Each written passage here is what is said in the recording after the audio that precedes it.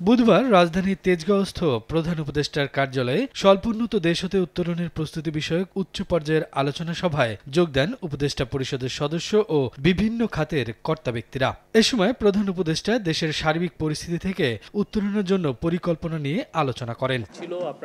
পরে foreign service একাডেমিতে এ বিষয়ে সংবাদ সম্মেলন করেন প্রধান উপদেষ্টার প্রেস সচিব। জানান, আগামী 12 অক্টোবর ইতালি সফরে যাবেন প্রধান উপদেষ্টা ডক্টর মোহাম্মদ ইউনূস। দেশটির রাজধানী রোমে বিশ্ব খাদ্য কর্মসূচির বৈঠকে যোগ দেবেন প্রধান উপদেষ্টা। পাশাপাশি বৈঠক করবেন উচ্চ পর্যায়ের অনেকের সঙ্গেও। ওয়ার্ল্ড ফুড ফোরামের একটা গ্লোবাল মিটিং আছে, এখানে উনি ইনভাইটেড।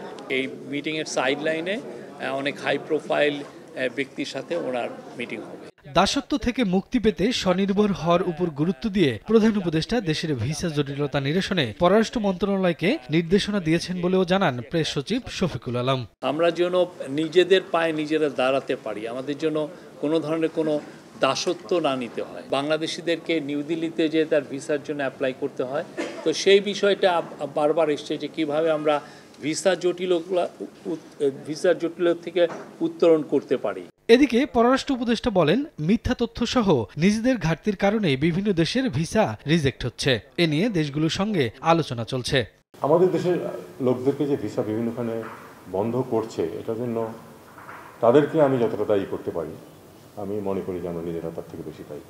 কারণ আমরা খুব বেশি অন রেকর্ড আমরা প্রচুর ফেক কাগজপত্র দাখিল করি।